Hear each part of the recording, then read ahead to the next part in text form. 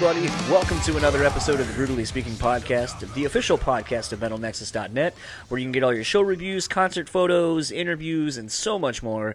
And joining me, as always, is Mr. Daniel Terry. How are you doing? I'm doing great, man. I'm a little bummed that I didn't get to do this one. This was a lot of fun. This was the guest this episode is Ken Susi, returning from Unearth, which if you would have seen, obviously clicking on this, you already know who it is.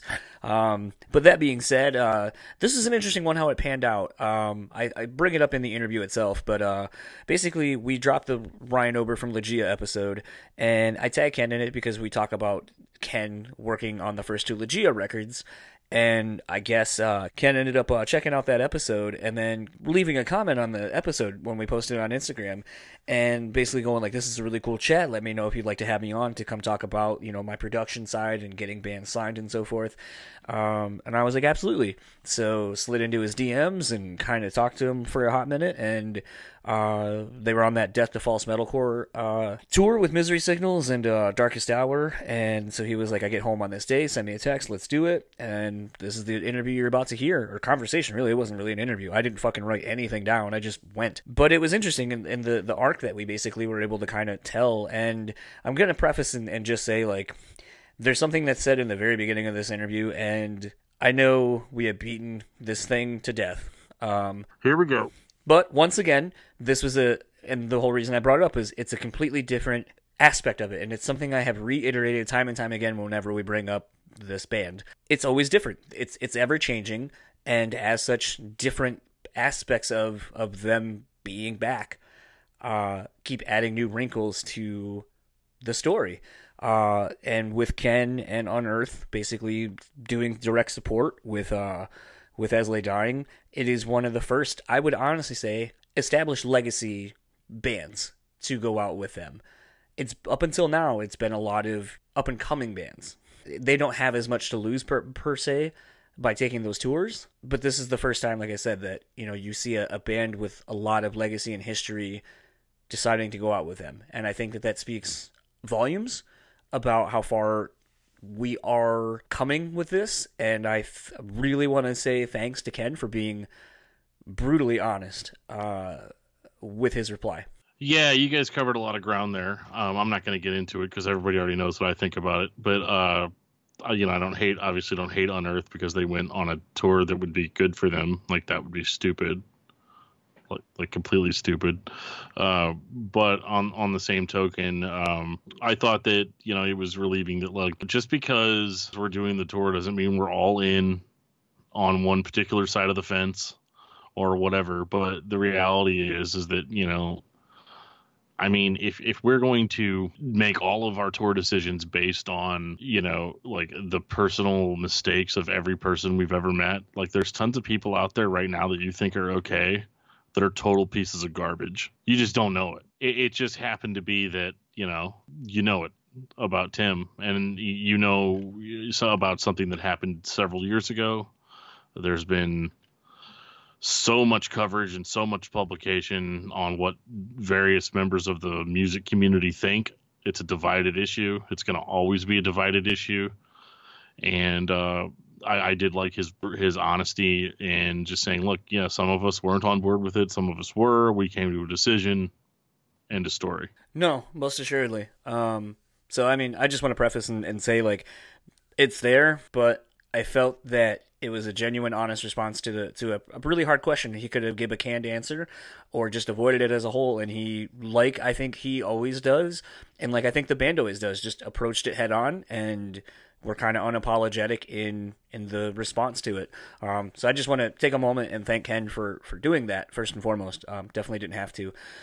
Beyond that, though, this was just fun. I mean, Ken is... You know, I made this comment on a different episode, but, you know, Ken might actually be, like, one of the most interesting men in metal. I mean, he works for, a guitar gear company in Fishman Pickups, and, you know, also has a band. He did recordings, like, you know, he's recorded The Contortionist, which was someone you guys recently talked about on the discography discussion. Oh, we talked about him 2 years ago. Yeah, we need to update that. Yeah. And, you know, has done stuff with Madball. Obviously, Ligeia has been more or less an A&R type person, getting bands signed from his recordings and so forth. And in addition to having a career that's been 20 some odd years or so in the making, and it's interesting, and it's a side of Ken that I don't think gets discussed a whole lot, and I think that's kind of an unfair position for him to be in. That he is more than just the guitarist of Unearth. Yeah, and I like that he just put himself out there and was like, hey, I got more to say about this. Can I do that? Yeah, absolutely. I definitely liked all the inside information he gave on Ligeia. He was almost more informative of the band than the actual Ligeia episode was informative because you get both sides of the story. I just found his insight to be cool. I really liked the part where he was like, you guys saying this is a party record, but I don't hear this party. So let's just bring the party here. And the interesting thing is it definitely, that does come across on the record. So when he was saying that, I was like, but it does have a party vibe to it. I just didn't know that Ken was I didn't know that Ken was responsible for that aspect of it actually coming through. Yeah. And it was cool that he believed in the band enough. I think a lot of people would be like, look, you're going for this party vibe. You're not nailing it. So let's go for a different vibe. Right. But instead he's like, no, I mean, if this is what you guys want, let's figure out how we can make it happen. I wish I could find some of those people. Like, can you imagine if you just somehow randomly got hit up to go have a party at a studio and they're going to record it? Yeah. Can you imagine how awkward of a situation that'd be? Like, you're at a party, you're drinking, and it's like, hey, grab a mic and have that conversation real quick. Yeah. Yeah, that would be pretty interesting. But no, Ken was really great, and I really enjoyed this one. And we're going to kind of wrap up this intro because the episode is it's a longer one. So without further ado, this is our conversation with Ken Susi of Unearth, and we will talk to you afterwards.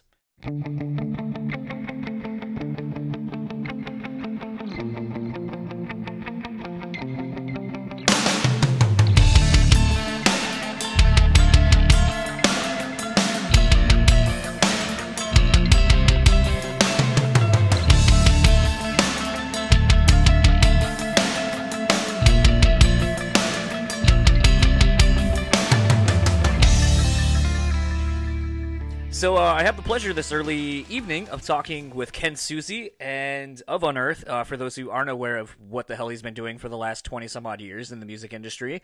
But interestingly enough, we did an episode with Ryan Ober from Ligeia where we talked about them recording their first two albums with Ken.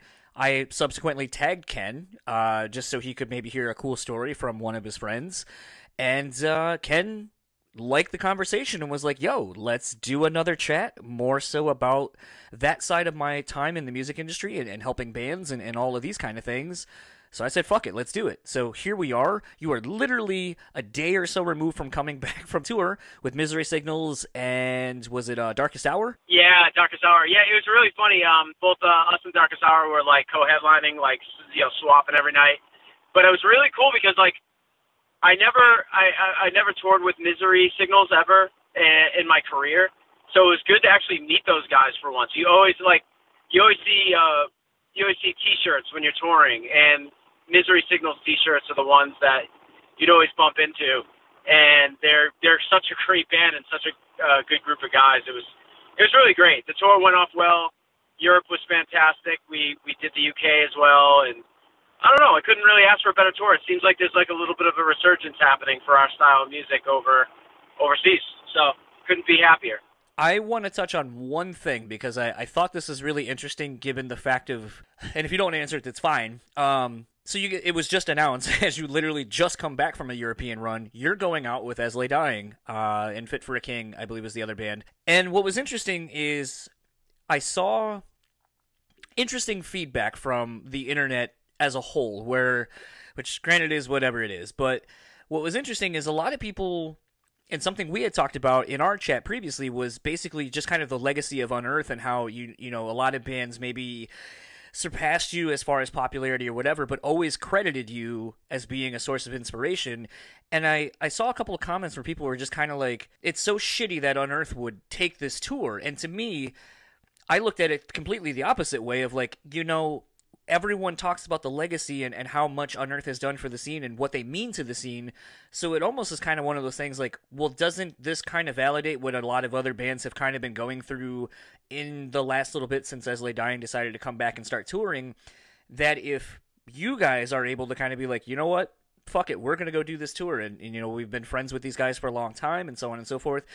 Shouldn't that kind of start putting more people to not be so shitty about this thing and just kind of accept that the band is back and they're going to start touring, and if they don't like it, then just shut the fuck up and don't go? Yeah, so not to get into a huge Asley Dying / Tim Lambesis conversation, because I know that's what the, you know, the forums or the people or every label is gonna, everyone's gonna be hyper focused on what I have to say about it.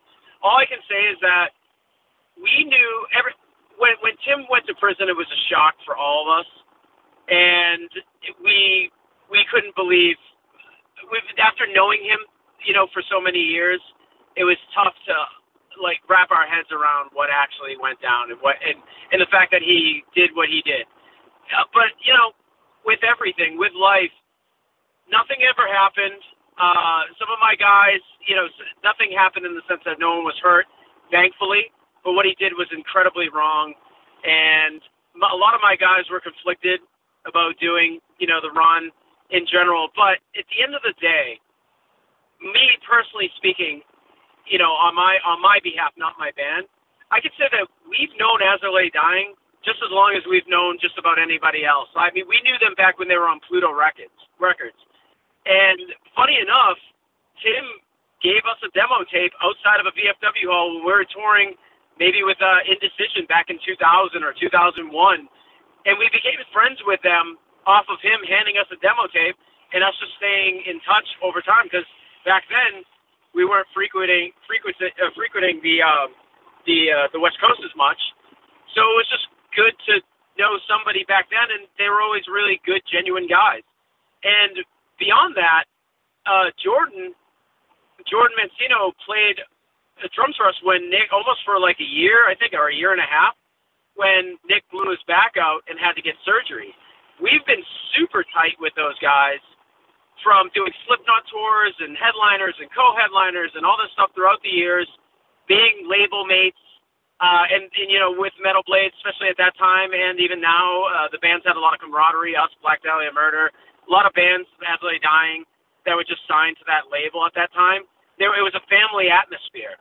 So now that we're beyond, also too, I'm a rep for Fishman Pickups and the Fishman brand, and I've supported Nick Hippa and Phil Grosso the whole way, even when they were in Woven War, or if they didn't have a band, I told them flat out that they're my friends. I want to support them regardless. They didn't do, you know, the horrible thing that has been inflicted onto their band and their legacy.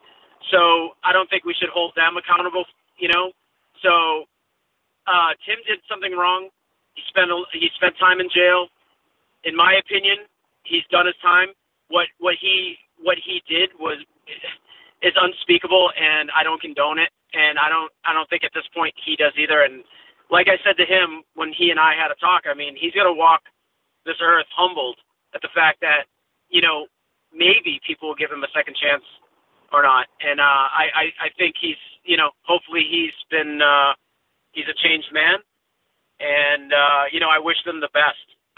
The thing is this, is that a lot of people may say that that's a bad thing, and no one ever deserves a second chance after that. But you know what? I'm not the one to make that decision. Neither is my band.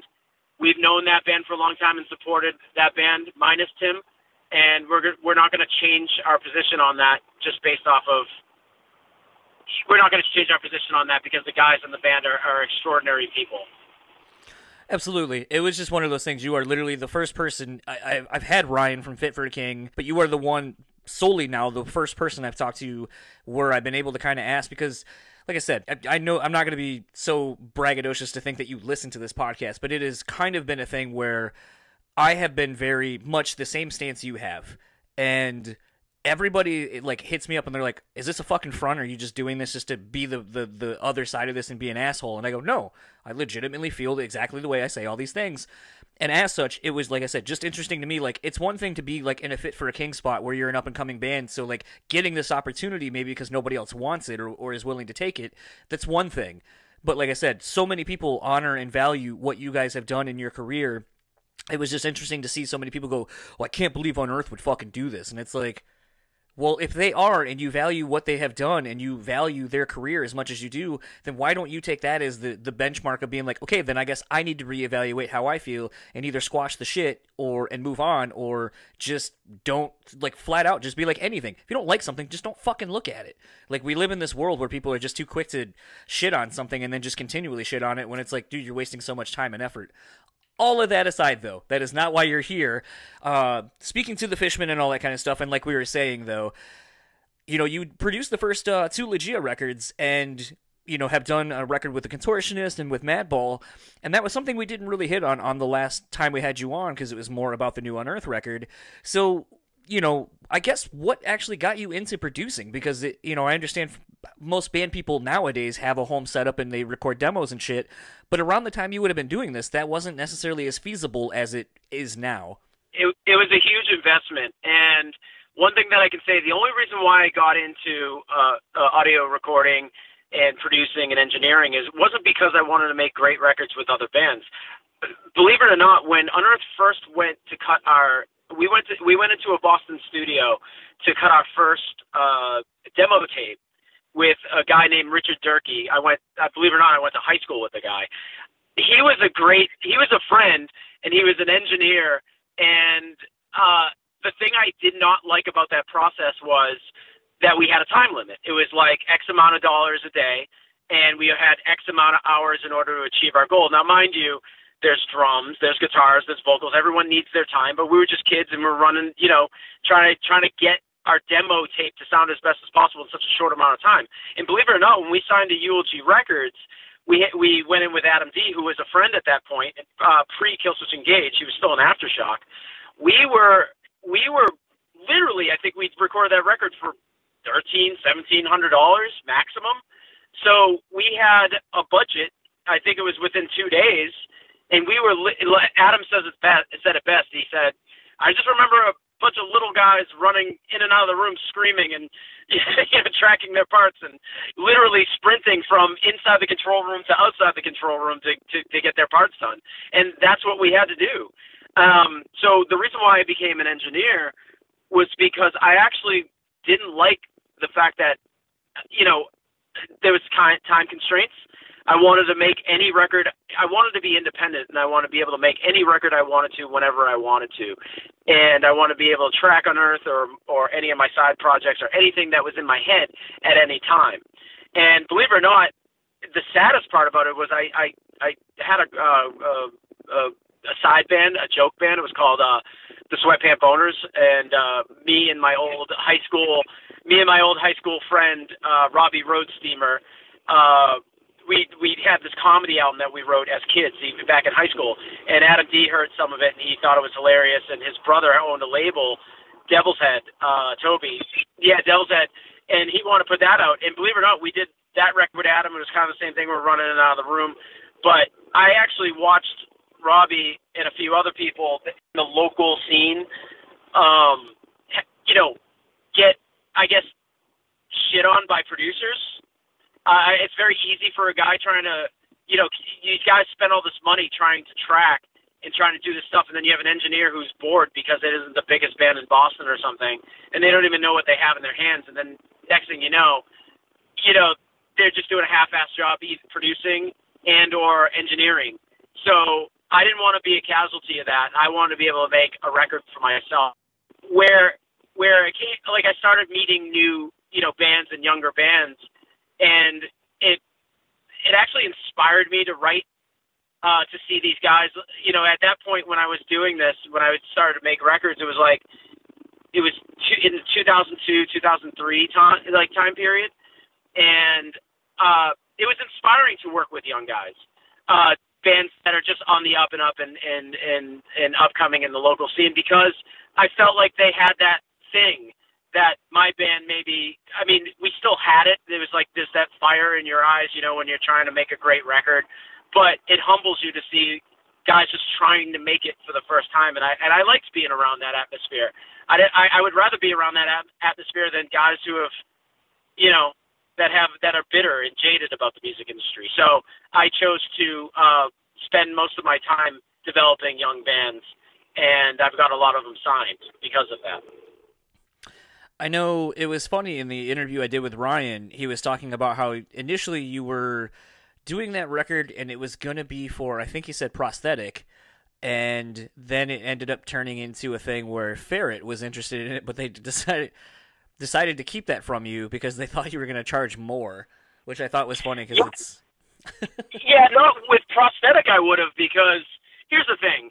I wasn't okay. So there's many forms of charity, and I'm not calling my record with Ligeia charity, but I didn't charge them much, and I didn't charge any of the bands I recorded much because I believe that they're young and they deserve a shot of having my deal with them was pay me this, and it would be like it would be like $1,000 or something or two, like whatever it was for X amount of songs.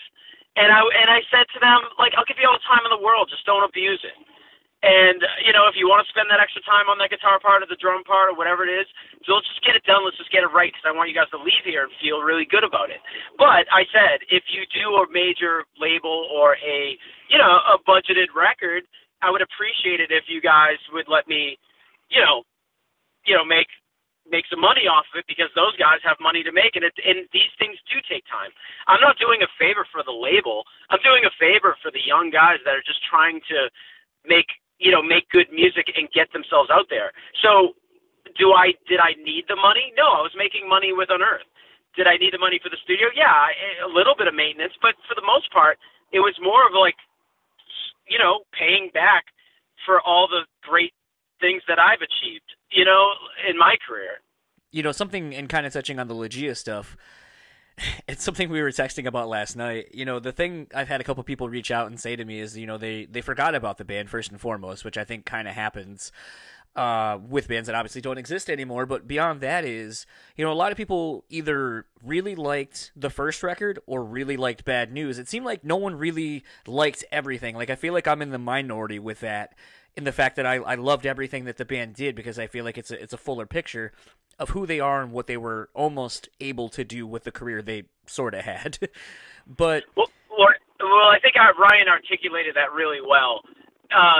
They went from one sound and completely changed to the next by the second record.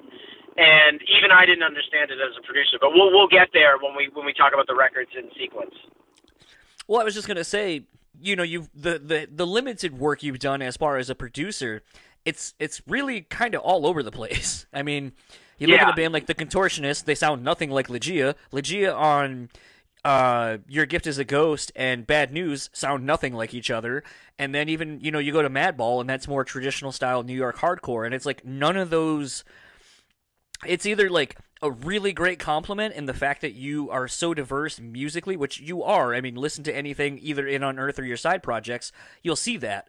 But that being said, from a production standpoint, it just was really interesting to see the projects you picked and how so far away from one another they were. And it almost seemed like kind of one of those things which, looking at it before talking to you today, it was almost like, this just seems like you just liked cool music and wanted to be involved in creating fun albums.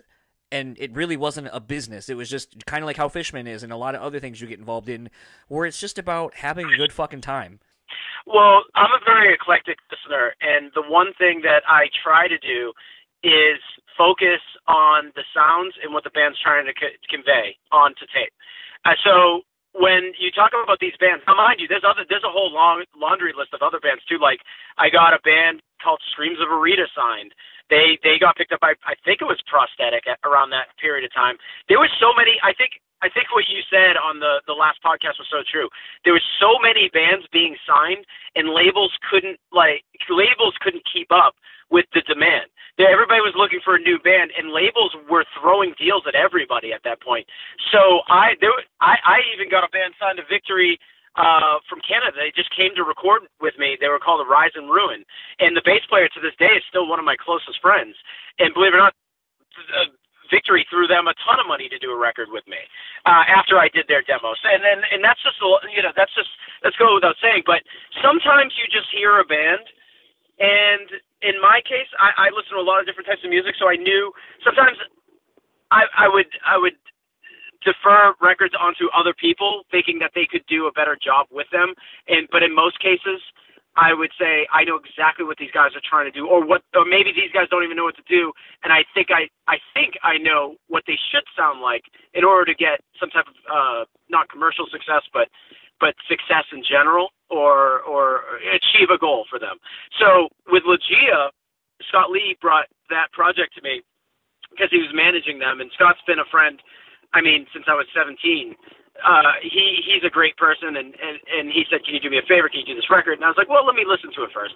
Sure enough, Unearth got off of doing tour. We toured a lot of our early years with the band Poison the Well. So the second I heard, and there was bands doing the singing, screaming thing or whatever, but the thing about Ligeia that caught my eye immediately was the songs were simple, which I appreciated because I was a huge fan of the Deftones when I was younger, and now luckily I'm working with them with Fishman. But yeah, Keith was such a rare singer. He was he was a star as far as I'm concerned. I thought he was so technically proficient in his vocals, and his lyrics were cool. He could sing and scream on a whim, but he had both of them, and it's very rare that both guys have any one person can do those both things at the same time. Like Howard Jones is another guy who's really great at singing and screaming, and he's one of those. He's just proficient. He's amazing. Keith was one of those guys too, and the second I heard his voice, and then actually saw him do it live, all the music just kind of, everything gelled together the second the vocals went on top of the music. I think getting the demos ahead of time and hearing what they were and reshaping the songs with the guys and changing them as we went helped a significant amount, because we got to cut down parts and add parts and add noises and sounds and this and that and the other thing. And I'm reflecting on both records, but the first record was much easier to make with those guys than the second. But Keith was on his game. I really wanted that band to have that thing, that Poison the Well thing. And there was a reason why I used sample drums mixed with real drums, small room sounds, small drum sounds, big guitars, vocals that were just screaming over the music in general, because it was special, and I wanted them to be the next Poison the Well. And I think we did a really good job with that record, even though my mixing skills weren't fantastic back then. I think there was a lot of bad sounding records at that time, and I don't think I did too poor of a job, but I think we captured magic for that first record, for sure. No, I would definitely agree with that, and I think it's kind of interesting too. And even with talking with like Evitz and Michael Beinhorn and a couple other producers on this podcast, is kind of talking around that same time though. You're kind of getting, that's like the kind of sweet spot of the transition in tone and guitar and recording and stuff like that of what this new scene was kind of becoming at that point. So it's like some of the earlier stuff was kind of raw and loose, where then you were kind of maybe getting, and again, correct me if I'm wrong, I'm talking solely as someone who listens to any of this music and has been for a long time, but I feel like it was, people like yourself and like Adam D and people who were kind of the player's player and looking for that perfect tone and just, how do we make a really great sounding record? And I feel like, speaking to Devil's Head, it's like, you had bands like Aftershock, and you had bands, like Overcast was kind of doing some of this shit. And it's like, I think there were so many of you kind of pushing each other to create this sound, and the recording technology of it all was kind of changing too, as to how do we capture the sound and get the tones as well as we can, since we don't have a lot of money and maybe the technology isn't quite there. Because I think that's sort of around the same time as like Pro Tools kind of being more, or Fruity Loops if you're using that kind of shit or whatever, more readily accessible to a lot of people to start using, but it's still digital and it wasn't as fast as it is now. Yeah, like the first few records that we made with Adam were on tape. They're on ADAT, and I believe the Oncoming Storm was one of the first couple records that Adam did with Pro Tools. So you put Ligeia back in that spot where it's like, 2003, 2004, 2005. No, later, 2005, 2006 maybe. Yeah, I was using Pro Tools by then, but it's about getting the right sounds going into Pro Tools. And I can say that band, I mean, in my opinion, they were a good mix between the Deftones and Poison the Well, and it was my job, and that's at least that's what I thought, and I thought it was my job to do them the best service by pushing them in that direction sonically as possible, to get them to a point where people started to believe in those. Everyone liked Poison the Well back then, and everyone liked the Deftones, so you could not go wrong with pushing them in that direction, and I kind of did. But, I think the band was happy. They never once said, like, no, I don't like this guitar tone, or, oh, no, I don't like what you're making me do with the vocal, or this or that. And I just think they were very spongy, which that's another reason why I like these bands, because sometimes they get a little lost, and then you say, oh, no, I've been there and done that before. That's why I'm here as a producer. Let me steer you in the right direction. I think we can get something cool from here. And Ryan was Ryan wrote a lot of the material, so I think he and I had a really good working relationship. He was young, so I just kind of helped him mold what he was trying to do. Something we had talked about on that episode was just kind of the bad business acumen of Ligeia from a brand and I guess a band perspective. With the promise of that first record and what it did, it didn't set the world on fire. It didn't debut in the top 10 on Billboard or anything like that. But I do remember there being, in the underground scene at that point, they were a band that everyone was kind of starting to take notice of. They were getting on pretty good orders and so forth. And it just kind of made me wonder, from your perspective of having worked on the record and kind of probably having this proud papa feeling of all right, this thing I had a hand in and kind of helping shape is starting to take off. Did you... Because I don't know if they kind of completely fucked things up kind of straight out the gate as much as Ryan kind of made it sound, but I do know around the Bad News time, the next record, that things kind of went south just due to them doing things on their own and pissing away opportunities. As such, at least then, if they were... Go ahead. No, go on, finish. Yeah. Oh, no, I was just going to say, if they were doing that around that time, does that kind of, does it just kind of, bum you out or piss you off because you're I want to say something, but should I? I don't know. Is it just kind of disheartening to see that from a producer and as a friend, perspective? Yeah, well, that's a good point. It's funny looking at it as a producer and being in the middle of it, and also being removed from it. With Unearth, we all had a heavy drinking problem. We all drank a lot. So we could see how substance can change bands, and none of us really dipped into heavy drugs. None of us were doing anything crazy. So it was mainly alcohol abuse. So we were on our own trip, and every band has their own trip. Some guys do coke, some guys do pills, some guys smoke a lot of weed.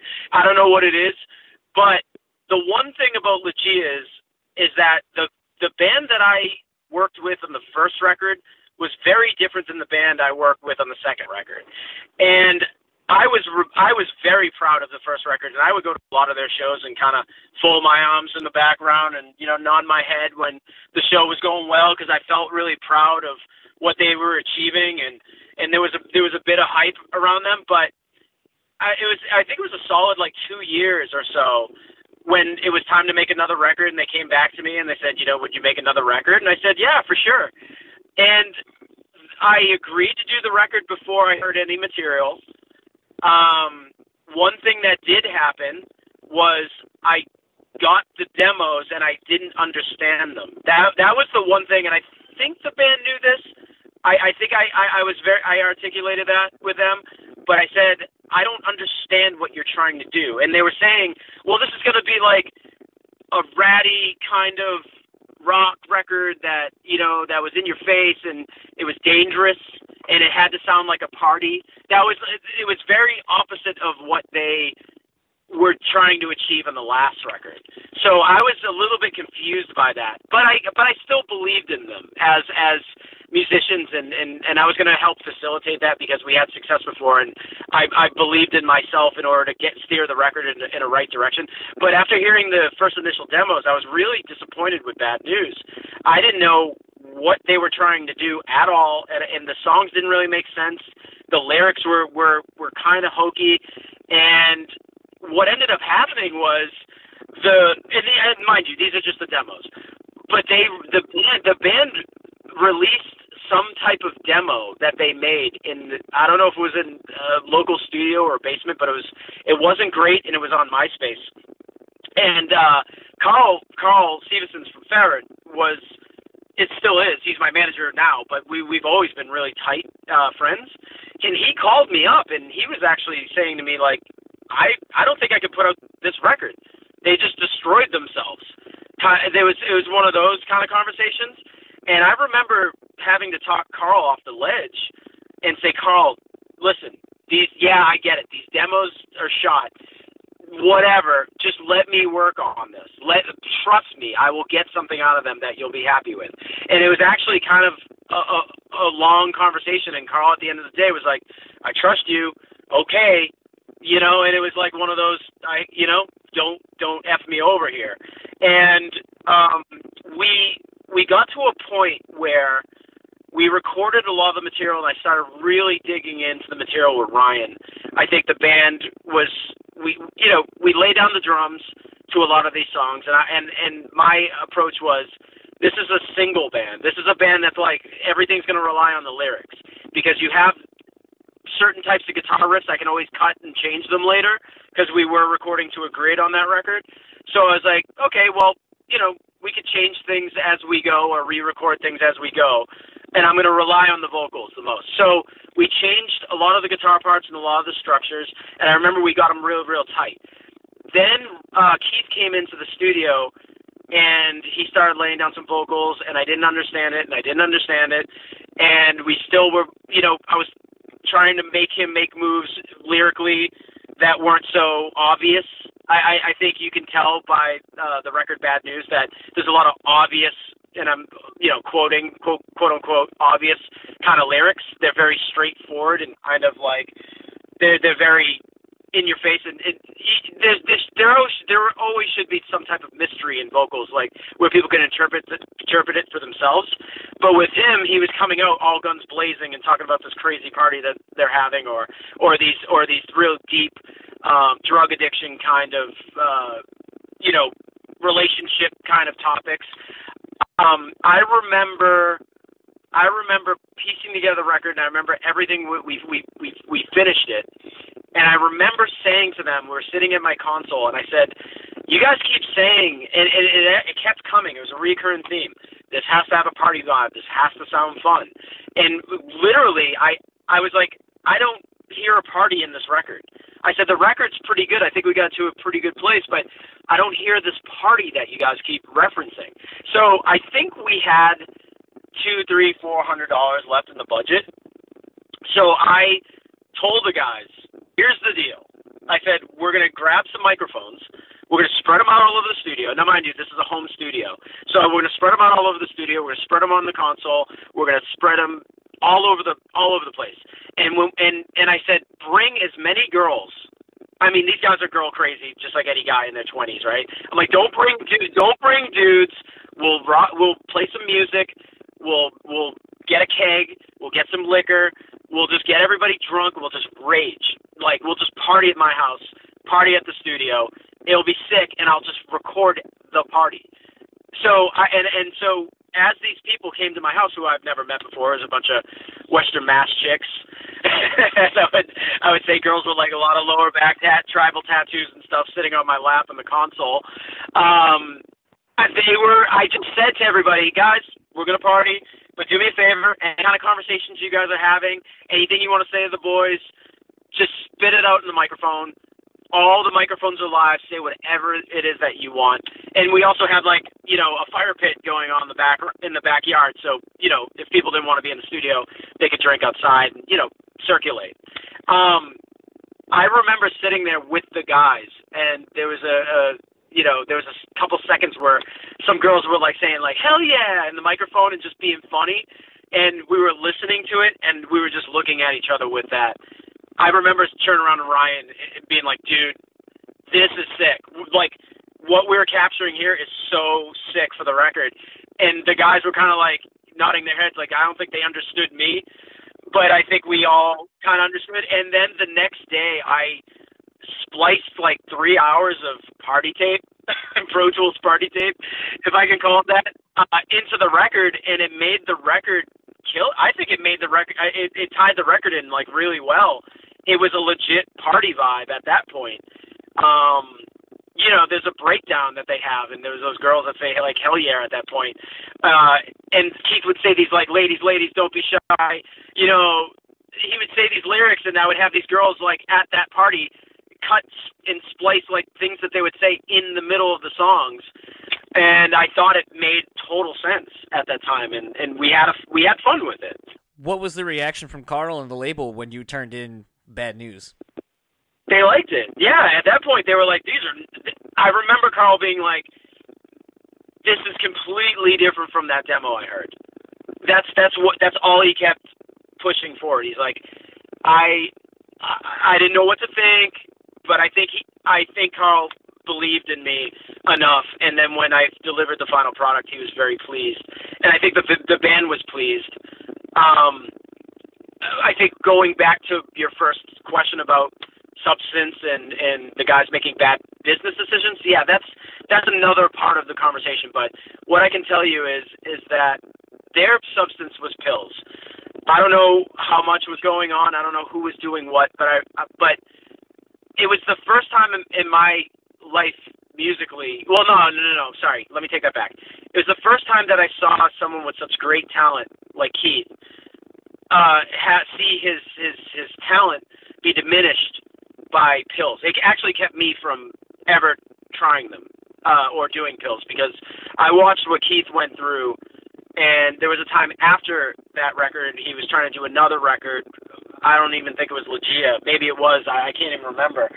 But I remember his skills and his voice was much different, and his vibe, his personality was a lot different. Now, I'm not saying he's a bad person, and I'm not a saint either myself, but what he did to himself at that time was in my opinion, it was disappointing, because I was such a fan of his talents and his creativity. I'm talking about him like he's dead. He's not, you know, he's still alive with us, and thank God for that. But Ryan he touched upon it, and I'll say it. I always wish those guys the best. I wish anybody the best that I work with or anybody I come in contact with.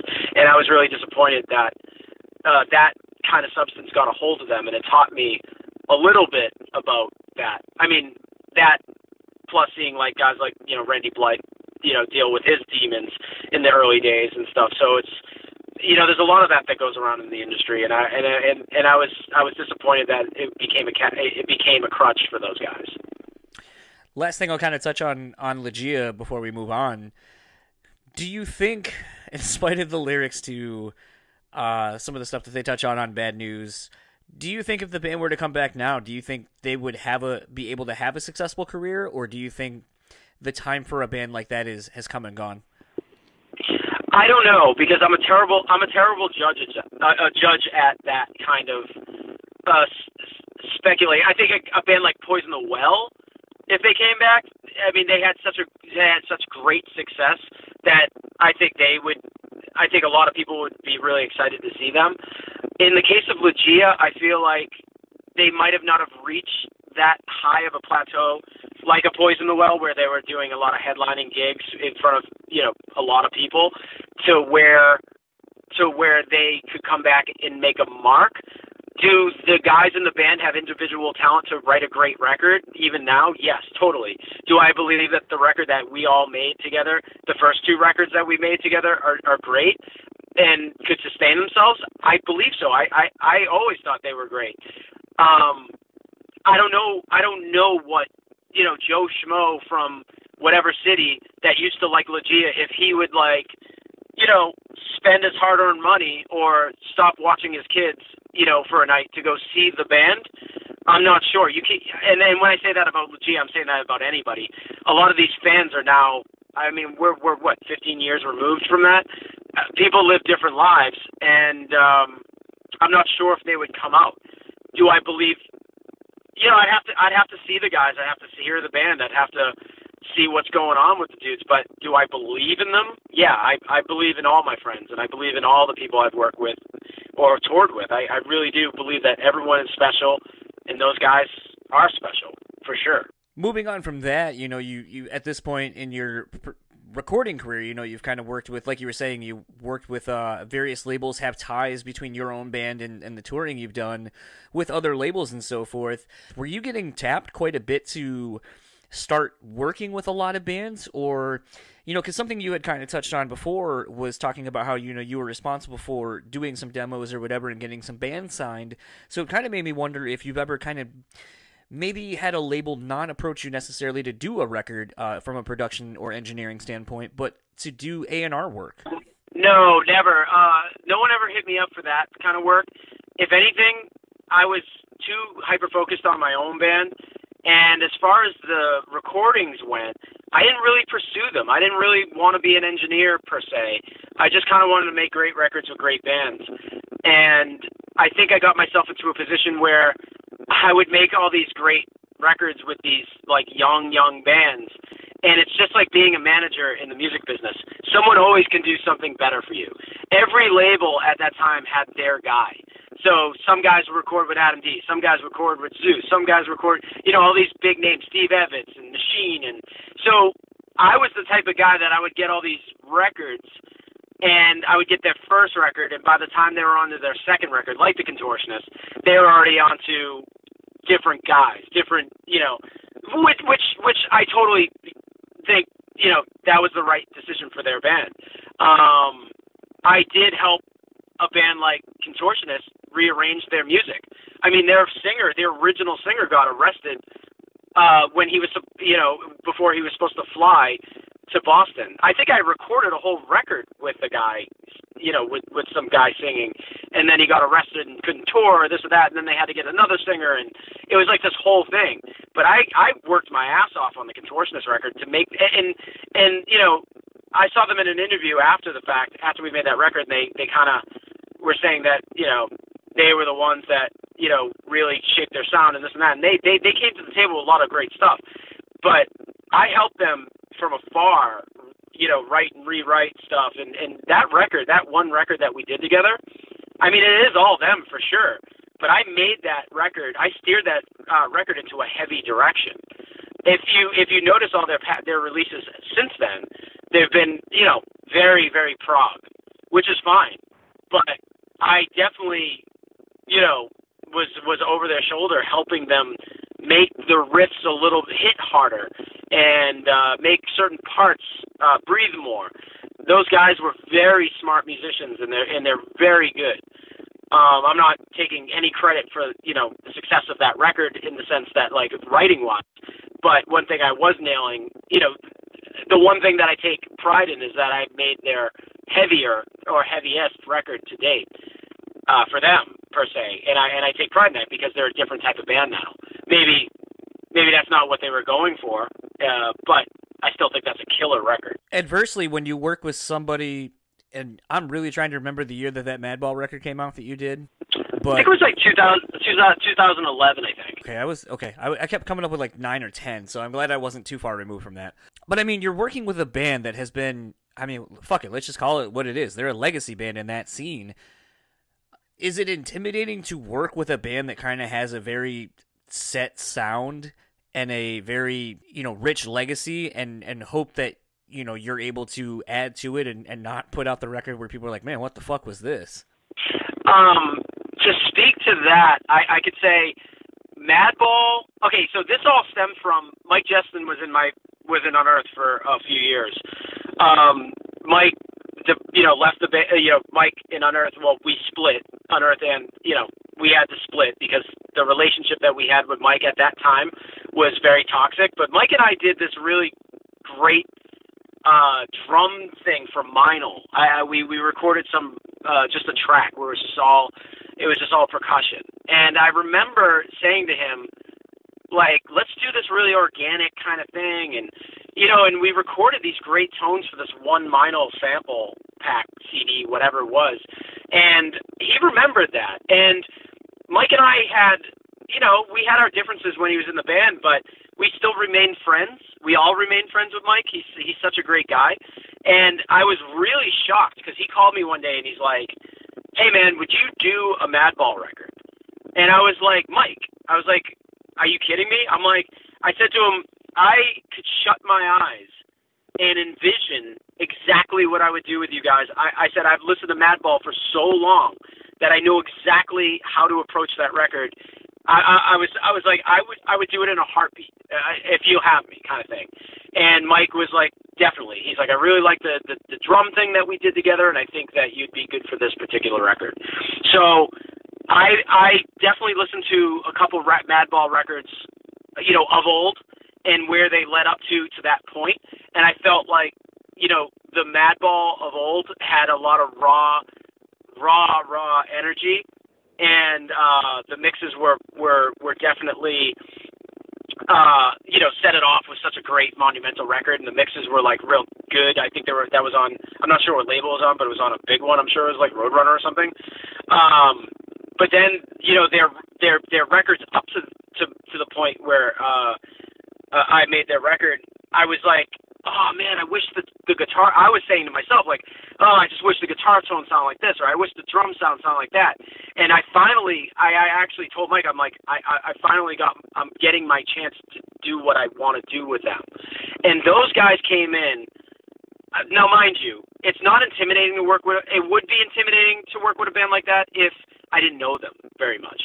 But Unearth spent so much time in Europe. I mean, countless nights hanging out with those guys, drinking. They're so close to us as friends and as brothers that it's almost like the same band. It's literally like being around my guys, being around them. They're just so nice and so respectful and such great people that there was no, we didn't have to get acclimated to one another. It was just immediately, Hoya came in, busted my balls. Mitzi came in, busted my balls. And I was busting their balls, and we were automatic. It was just like, hey, it's just like the last time I saw them. So I knew that one thing I wanted to not do to them is make them over-processed sounding. I didn't want that, like, the drums to be too compressed, and I didn't want the guitars to be too slick. I didn't want to take away from them, because at that period of time, every record sounded like a 5150 and a specific type of drum sample on the kit, and there was a lot of that going on. And Zeus was slated to mix that record, and Zeus and I are really close too. He's a local guy, so everything was in line to make a perfect record. So I remember, getting the opportunity to sit with those guys, and they had such great material for that record, and we tracked it. I made sure the performances were there. I didn't try to add anything to what they were doing. I just tried to enhance what they were doing. And those guys were like, they're like the military in the studio. It's like guitars. Mitz just doesn't stop until he's got all the takes and it's done. Hoya plays bass perfectly, and he doesn't finish until he's done. Mike Justin is, his hands are bleeding, but he gets the drum take. So I didn't have to, like, certain bands you have to push. I didn't have to push them. I just had to make sure that the record was getting down to tape correctly. And the only time I ever really pushed them on anything, any type of new technology or anything, was that Mitzi plays these like big old Rickenbacker guitars, BC Rich guitars. And I remember saying to him, I'm like, your guitar sounds really good, but I just got this guitar and it has an Evertune bridge, and and you don't do much bending and stuff, and and I'm like, let me set up this guitar the way, and actually I play with a lot like lighter gauge of string. Mitzi plays with probably like, piano wire, for Christ's sake. He's such a big guy. He probably plays with like 12s or 12s or 13s or something high. I was using 10s. And I remember him picking on my guitar with an Evertune, and it had like a lighter gauge, but his picking sounded so ferocious on the guitar that I was like, Mitzi, like, I made him play the same riff on, two different guitars, and I made him listen back to it. And I'm like, well, which one do you like better? And he's like, all right, take two. And I'm like, all right, well, that's my guitar. Can we use that, please? And he's like, yeah, it sounds good. And that was the only time there was ever really any type of like, compromise. And during that record, I kind of knew exactly what kind of sounds, what kind of amps, what kind of vibe we went. And everything that's on that record is like organic. There's real drums in there. There's real guitar performances. Zeus, did his magic with. I remember he came back to me and he said the drums were already there, the guitars were already there, so everything was really easy with that record. And I wish I could make another record with them again because I thought we made some pretty damn good magic on. Hardcore Lives is one of my, it's in my top 3 Madball records of all time. Speaking to some of that, kind of applying what you've done from a production standpoint to your own work, because some people, I feel like, the one instance I can kind of think of, and a name we've mentioned a couple of times is Adam D.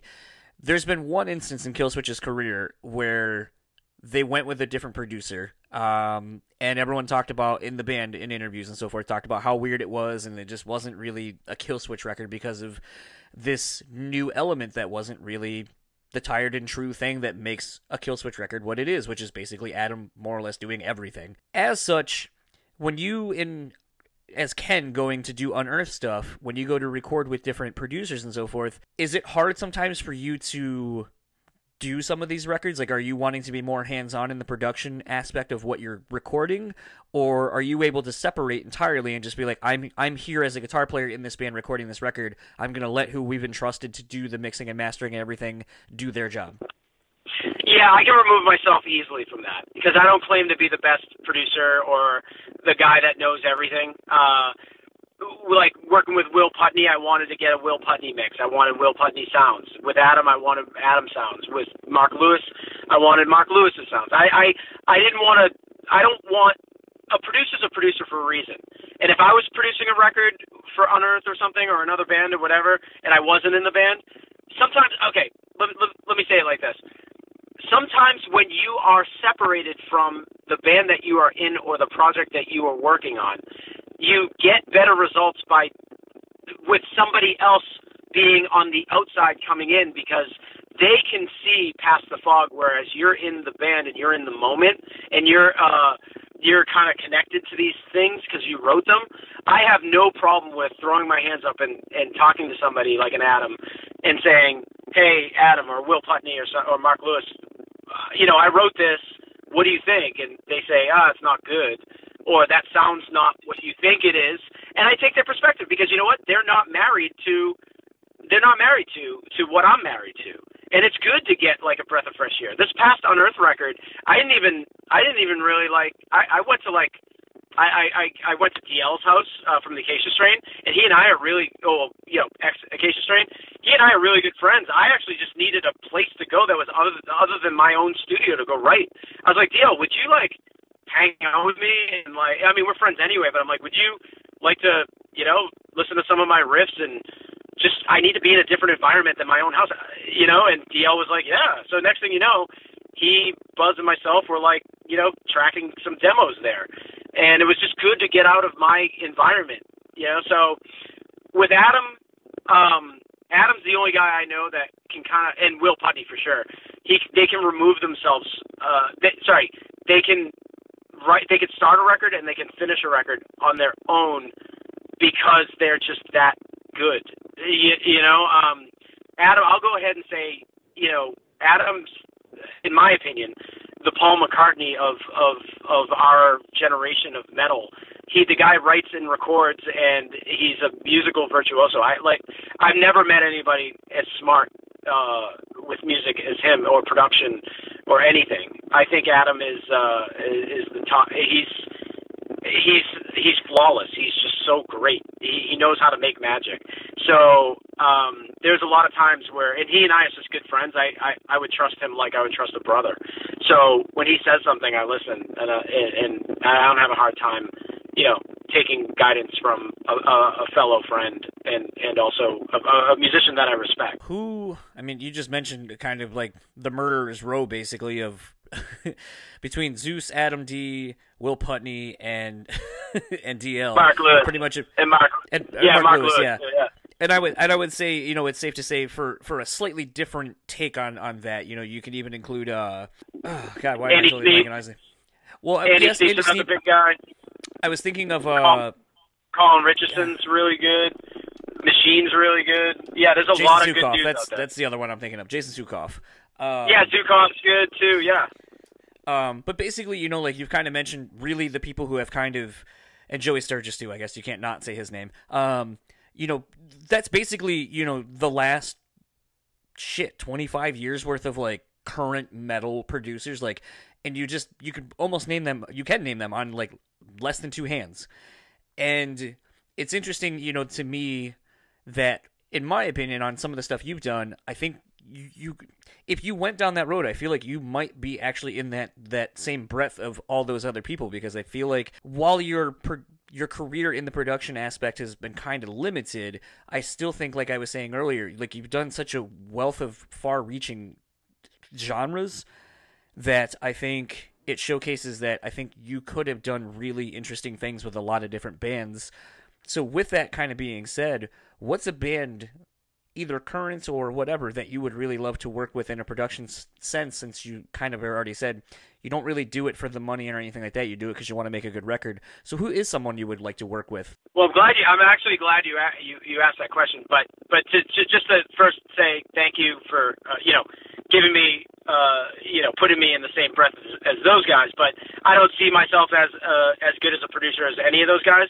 But I do have chops, and I do what I do. I do appreciate that, but I have always said that the one band out of any band that there is that I would love to produce is Zao. Zao is one of my all-time. They're just the band that if I were to produce a band, I would know exactly how to do their records.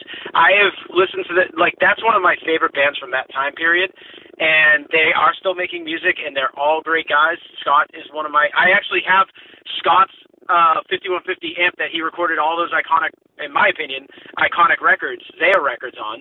He sold it to me a bunch of years ago. I remember saying to him, like, hey man, if you get rid of this amp, you make sure you call me first, because not only will I keep it forever, but if you need it, I will ship it to you so you can use it, on a record or this or that. So Zao is that one band that I wish I could record. They're the band in my sleep that I think I could nail.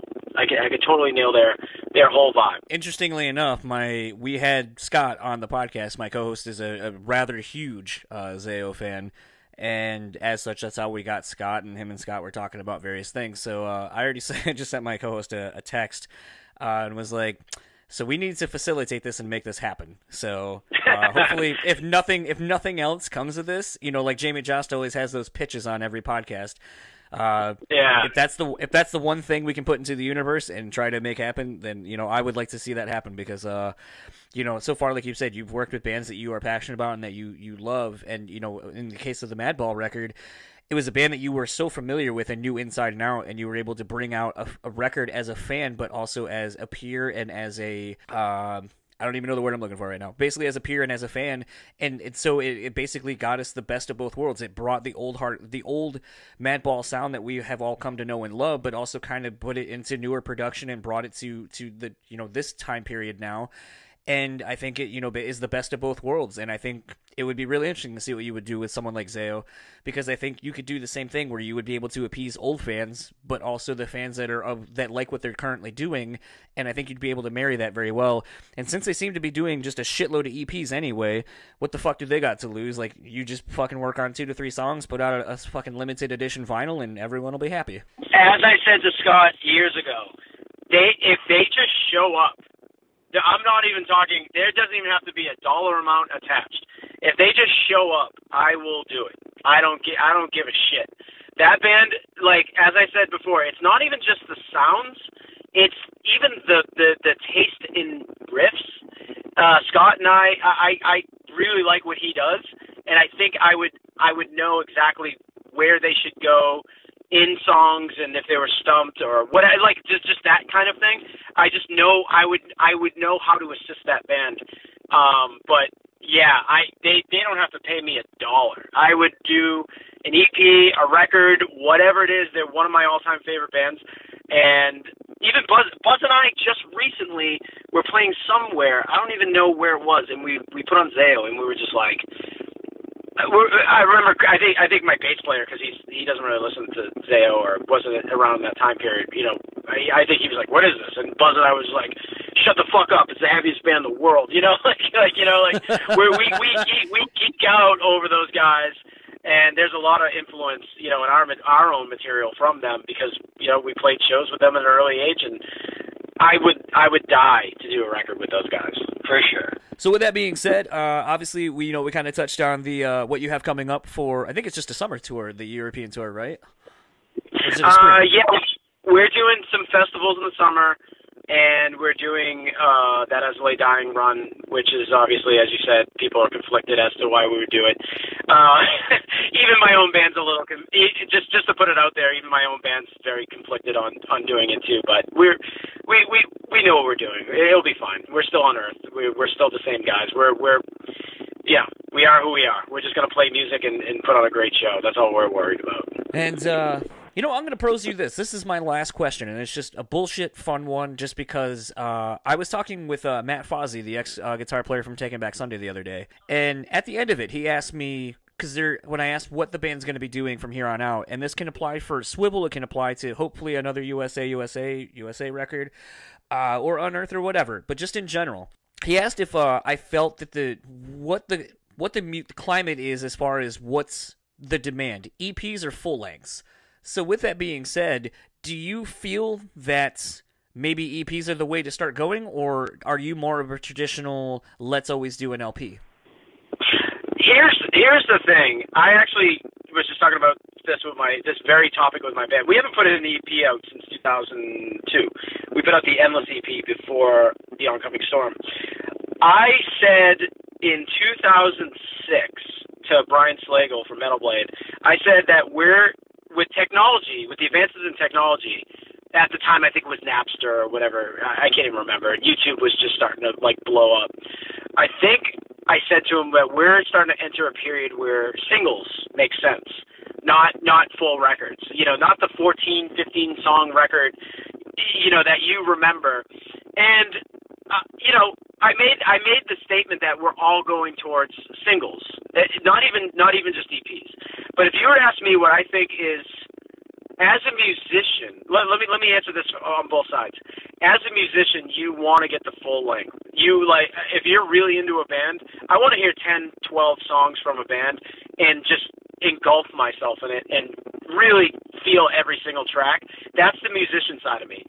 When it comes to just basic average listeners, I think an EP is a great solution because they get the one or two songs, they get the B-sides, the two other B-sides or whatever it is, and say you have a record written. Let's say you have 8 or 9 songs written.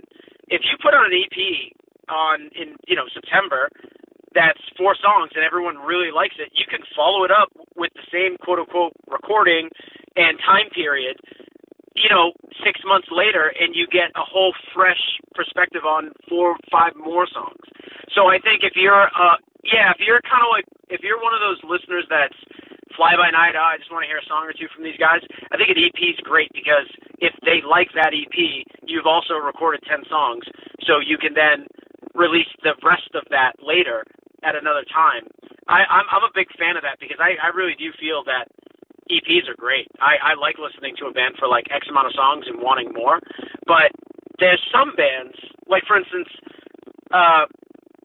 Muse, Absolution. Let's just take that record. I remember hearing that record in a hotel room, and I remember sitting up. Never have heard the band before, and I heard Time Is Running Out or whatever that song was, the lead track of that. I remember sitting up, and Unearth was around me, and it was on MTV in some weird country, and I remember saying this is my favorite band.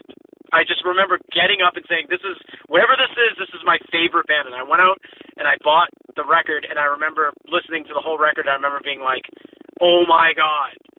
It was the greatest masterpiece that I heard, at that time period. It was really touching me wherever I was in that place in my head. So at that time I wanted to hear a full record, and there's still bands like that I do. But for the most part, I could get away with hearing I would love, for instance, I'd love a EP from, Meshuggah. I love Meshuggah, but, 4 or 5 songs from them keeps me wanting more, and then I'll listen to more later. You know what I mean? I can listen to more later.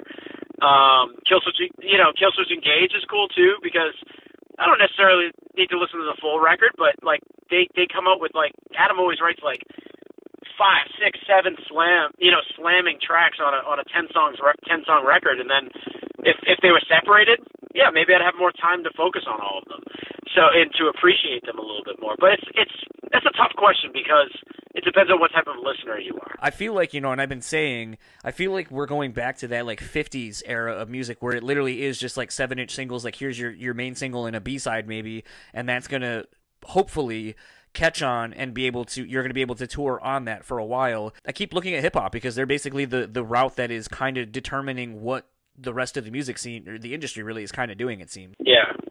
Well, I watched, I watch TV. I see what's happening in music, at least on the, outside of the metal community.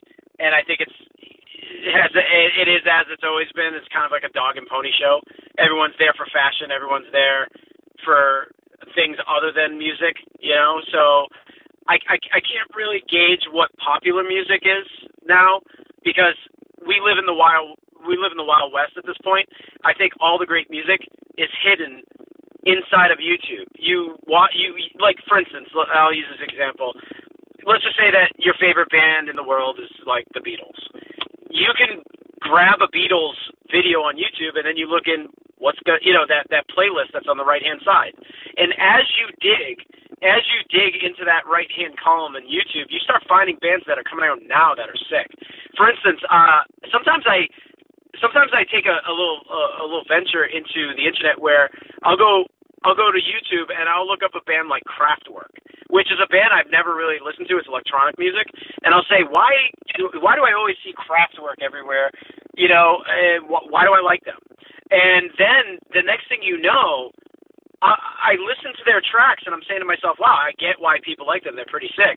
But then I start digging way deep into YouTube, and then you start finding bands that are associated with Kraftwerk. And I found some crazy shit that's out now that's like happening on the West Coast that I'm totally into. There's this like chick, her name's Geneva Jacuzzi. She wears like face paint, and she has a song called Do I Sad or whatever, and it's like this weird stiff electronic Kraftwerk kind of music. And she's sick. She's awesome. I think she's phenomenal. And then I found a band based off of her, going deeper. There's this band called Sloppy Jane where I didn't know anything about this band, but there's a song called Mindy that is out, now on their new record, and I think that's sick. And I find all these weird, like crazy artists based off of the one main artist that I found. But I went to go see this band, Sloppy Jane, and this girl spits blue shit out of her mouth and plays naked in basements and stuff, and like she has like 12 people in her band, and it's punk rock, and it's crazy. Like I left that show saying to myself, like, wow, this band is more punk rock than most people that claim to be punk rock. So, and they're not punk rock at all, but listen to the song Mindy and you'll get it. There's so much angst in that music, and it's so weird. But anyway, the point I'm trying to make, I digress. It's just that I think we live in a time where all the great music and all the great writers are just hidden in YouTube and on the internet, and I think it's great because it sucks that they're not huge. They're not as big as the Beatles or whatever it is, but they are also still there, and there's still people creating great music, which is something that I thought has been gone. I thought it was a skill that is kind of diminished over time, because I hate to ramble on about this, but a band gets big. A band like Unearth gets big. You got 2 million bands sounding like Unearth. You get Killswitch gets big. You got other bands that try to be Killswitch, and you got like before Killswitch puts out their second or third record, there's like 15,000 releases from other bands that are trying to do what they're doing. I mean, for Christ's sakes, you got Jump for Cowboy. Remember that band? They did deathcore. They were like bringing back deathcore, and before they even put out their second record from their EP, there was like 20,000 bands. By the time they like put out their next record, it wasn't as special as it was, have given if they just released a record right away. So we're turning over music, and there's kids out there that are really good at copying shit and turning it into their own and using the same kind of tactics. But then there's like, if you really dig deep, you'll find people doing this like awesome shit that's hidden on the internet. And and for me personally, being, a 20-year veteran in the music business at this point, I feel like I'm satisfied that there's still people doing some shit that, that may not be popular, but it's awesome, you know? Yeah, I was telling somebody the other day, I think Ghostmane is that person for me right now, that they're just blending a bunch of weird shit together that I'm like, all right, like you're doing this weird trap house rap shit with like death metal and black metal and hardcore influences, and it's fucking out there. Well, it's always awesome to find that one thing. So for me, like even equating it to guitar people, like people who play guitar, like real great guitar players, I could watch a video of Steve Vai play, and you sit there and you watch and you're like, oh my god, this guy's the greatest guitar player in the world. And then right in the column, like in YouTube, you see the column next to it, like the playlist, 12-year-old kid plays Steve Vai. Next thing you know, the 12-year-old kid's like, you're not even, he could be 9. He's playing better than Steve Vai, and you're like, oh my god, like everyone's just, you know, there's so much of this shit out there. It can discourage you. But when you see that like one guy that's doing something fresh and unique, I'm like a vampire. I swear to you. Like you talk about how I listen to different types of music. I sit on the internet and I try to find something that's new blood, something to drink to stay alive. You know, being a vampire, like I'm thirsting for something that's gonna just make, you know, just be awesome. And you know, there's not much of that. So when you do find a hidden gem, it's so relieving, I guess is the word. Well, I guess that's as good as any place is to end this conversation. Want to thank you again for reaching out. Secondly, I guess for even fucking listening to the one I did with Ryan, and for chatting for about an hour and a half almost about a completely different side of you that I don't think you really get to talk about a whole lot. No, I appreciate it, man. I'm a fan of your you know, your podcast and talking to you, and just hopefully the PRP doesn't you know, post everything that I said verbatim on the, I don't know if you read that interview that we did last time, but they basically took a whole they made a transcript of everything I said, because you know what we did was an auditory experience, but they for some reason felt the need to quote me, you know, exactly how I talked off the cuff. So hopefully, as long as people are not doing that, you know, with this interview, I'm sure it'll be fine. Well, I mean, very much like that one, and like I said, maybe we'll talk about the sensationalism that kind of ends up happening when things get pull quote culture, I guess is a better way to put it. Maybe at some point we can kind of talk about that and kind of what it has done to the individuals that kind of get quoted, and maybe the controversy that maybe arises from it. Because, you know, I've been in touch with some people, and, you know, like we'll touch on the Scott from Zao one kind of in closing, you know, the whole thing with him and Tim Lambesis and all that kind of stuff, and him feeling that Tim doesn't deserve a career anymore, you know, spread on the PRP and I think a couple other sites. And it was one of those things where, you know, my co-host basically being friends with Scott, he was like, man, I'm really sorry about that. And he was like, don't. He's like, you know, the funny thing is like a lot of people are like, oh, I didn't know Zao still existed. Holy shit, they have records out that I didn't even know that were here. Like, I'm going to buy all this vinyl. And he goes, so it worked to our benefit, and I don't give a shit. Like, you know, it is what it is. But, you know, the flip side of that, though, is, you know, I think there are some detrimental side effects of sometimes these pull quotes happening and people commenting on them and so forth, and having real life effects basically on the people that maybe, you know, we as a society don't see, because it's just today's news and then it's gone the next day. And I know, you know, we've had some things happen on this show, and I've seen, you know, it have effect. You know, the Frankie from Paul Mary episode talking about Static X got all the way to Static X's tour manager. He made this long-winded post that ended up on the PRP, and then, you know, it divides fans and causes kind of these different things. And it's something I've kind of been wanting to talk about, but I don't know. So I mean, maybe like down the road, if you're interested in maybe kind of going down that. I mean, you've had a long fucking career, and, you know a lot of different people. And I'm sure, you know, without naming names and so forth, you probably could be a really good asset to talk about such things. Yeah, no, I have a pretty good perspective on it, and dealing with some things, you know, in the background in my life and on the internet, you know, it might be worth talking about it later. But yeah, you know, the only way I can sum this up is the best part about living in a free society is that everyone can have their own opinions, and everyone can have their own beliefs, and everyone can do whatever it is that they want, as long as it's not hurting anybody. or as long as nobody gets hurt, I'm pretty okay with it. So, and unfortunately, it's good that things worked out for Zayo as far as the Tim Lambesis thing goes. But Tim Lambesis is a hot button topic, and if I didn't have the relationship that I had with him, for all these years, I may have a different perspective, and I know a lot of people have different perspectives. I don't have, it's just one of those things. It's like what he did was wrong. He knows it, and I hate to say it. I treated him when he, came to talk to me, like I would my brother. I was very hard on him.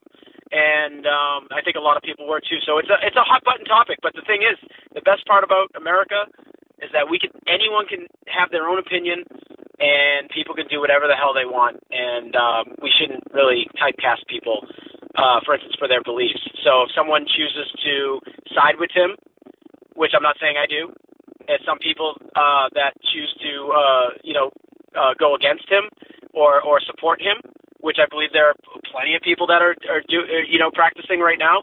The best part about our world is that we have the choice, and to follow whatever band we want to follow, listen to whatever music we want to listen to, and as long as that's still happening, I'm a happy person. Awesome. Well, thank you again, Ken, for taking the time. And where can people find you if they want to follow you or the band? Ken Susi, anywhere on Instagram, Facebook, whatever it is. I'm here.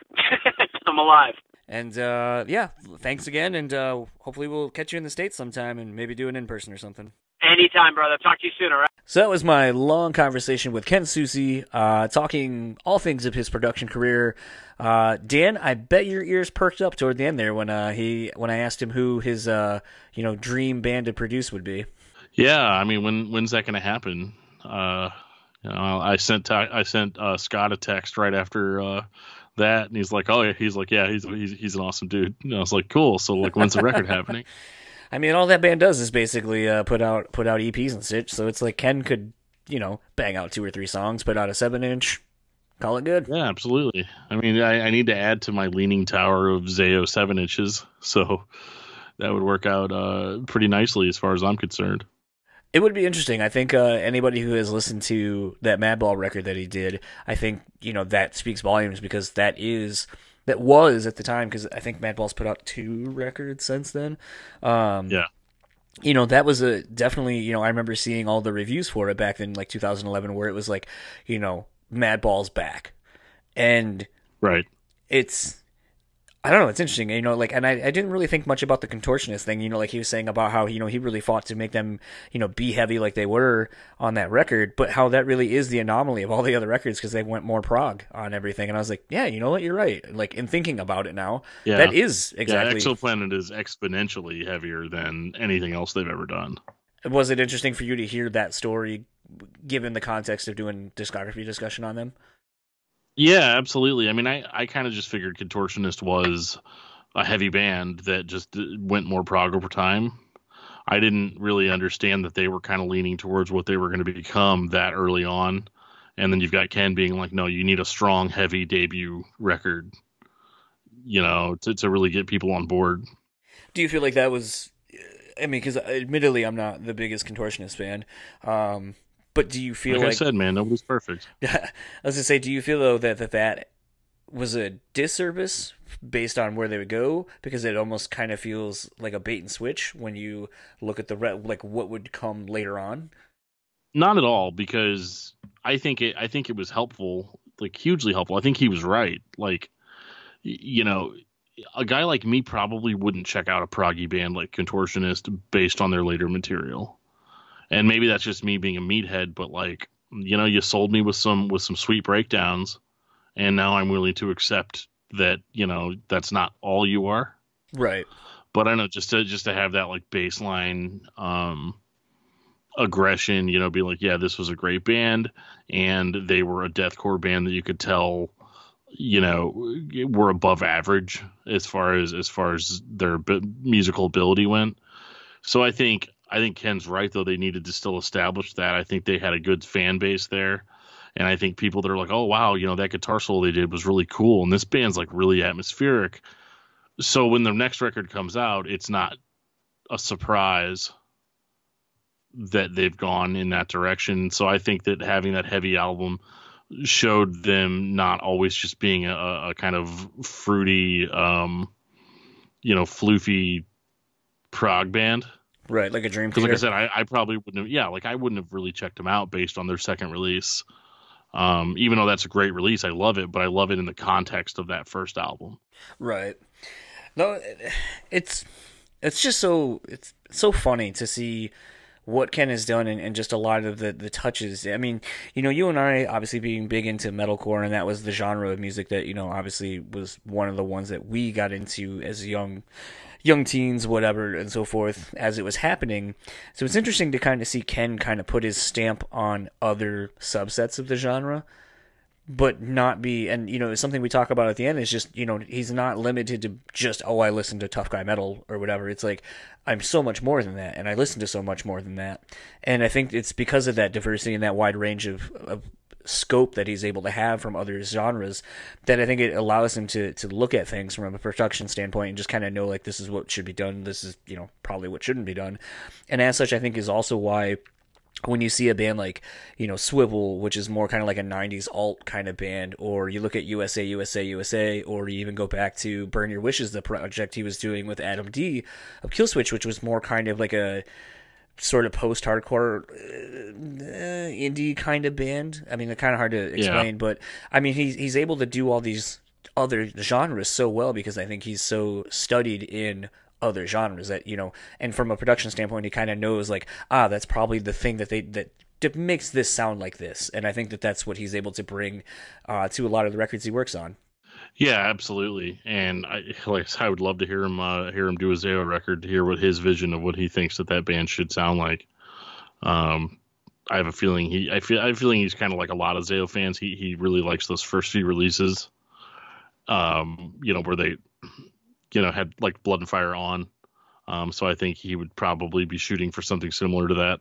It's funny because in listening back to this conversation, I was thinking about how, kind of an underlying theme is with some of the bands he's worked with is kind of the expectation from a fan's perspective, like what do you as a fan of this want to hear, but also like I as a fan of your band think it should sound like this. And it kind of makes me wonder at times, like he's clearly knocked it out of the park, but sometimes I wonder like with the Zao thing, like writing on the wall would make it seem like slam dunk 100%, but maybe do fans really want the band to go back to what they sound like, or are they happy with the realm they're in now? I mean, I think Norma Jean's kind of a good example of what fans think they want, and then when they get presented with something that maybe is a little left of center of what they thought they wanted, they're really excited that it's in that spot now. Yeah, I mean, for me personally, I like Zao as they are in 2019. I don't think that they could be viable with the sound that they had 20 years ago. Like it's been that long, and so I think their older music was somewhat more simplistic. I think their newer material is much more complex, and I think the fans that are still on board with Zao or know that Zao's still a band, I think they're very happy with what they're getting. And yeah, like you said with Norma Jean, it's like they're kind of presenting stuff that's a little bit off kilter to what maybe fans may have been introduced to them by, but it's one of those, like, you listen to it and you're like, oh, I didn't know I wanted that, but yeah, now I'm happy that I have it now. Right. It was announced that Unearth is teaming up and hitting the road with not only As Lay Dying for a European run, but they're also going out on tour with All That Remains. Phil obviously left it open to do a part 3. Now we've had Ken on for a second time, and so I ended up sending him a text, and I was like, yo, here's a weird proposition. Let's do an in-person, you, Phil, and I. Yeah. I mean, I don't know how that'll go, but I think, two guys from the New England area, the Mass area initially, probably, both pretty outspoken and honest and upfront about everything. I feel like that's like you just ask a question and watch them just both go and just sit there and be entertained. be entertained. I think it'd be fun to listen to. I'd love to be part of it. I don't know if that's going to work or not, but I'd love to be, involved in that in some way, shape, or form. I'll FaceTime you in. We'll make it a tag team event. Brutally Speaking versus Unearth and all that remains. We'll lose every time. Every single time. Yep. But kind of in wrapping up, if you would like to keep up with Ken, you can basically find him on Instagram at Ken Susi. You can find him on Facebook. Search him out. He also has a photography page, Ken Susi Photography. Go check that out. Does some really cool stuff. Again, like I said, most interesting man. He is multifaceted on the most multifaceted of levels. And if you would like to keep up with Unearth, you can find them simply at Unearth Official on all of the social medias. And if you would like to keep up with Metal Nexus, you can keep up with them at metalnexus.net, Facebook at Metal Nexus, Instagram at metal.nexus, and Twitter at metal_nexus. Dan, where can the people find you? You can find me on Facebook under Daniel Terry. You can find me on my other podcast, Discography Discussion, at discussmetal.com. And you can send me a tweet at discussmetaldan. And if you would like to keep up with all things this podcast, simply follow us at BrewSpeakPod on Facebook, Instagram, and Twitter. Email us at brewtallyspeaking@gmail.com. And that's a great way to get in touch with us if you would like to come on the show as a sponsor yourself, which leads me to our show sponsor, which is The Bean Bastard. Go to thebeanbastard.com and get yourself some delicious coffee. A lot of new blends going. They have a cold brew that's out now. I know they're working on more coffee scrubs and soaps and just anything coffee related that you would be into, it is there. We actually just finally we hit our Facebook contest giveaway at 550 likes. So John Parr won the coffee scrub. I already mailed it out to him. We are about 20 likes away, and I can give away this coffee candle. So head over to our Facebook page, BrewSpeakPod, and basically just like the page. And when we hit to 575, I'll randomly give away the coffee candle. And at 600, which we're 50 some odd likes away or so, or 45, we will give away this Rob Zombie book, which has been sitting on my desk for about 2 months, and I haven't opened it, and it's been really hard not to.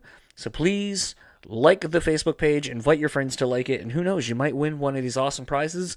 And we have some more stuff in the works to have given away items and so forth. So hit us up in our email, BrewtallySpeaking@gmail, if you would be interested in coming on as a sponsor. And without further ado, for the Brewtally Speaking Podcast, I am John. And I am Dan. We will talk to you all next time.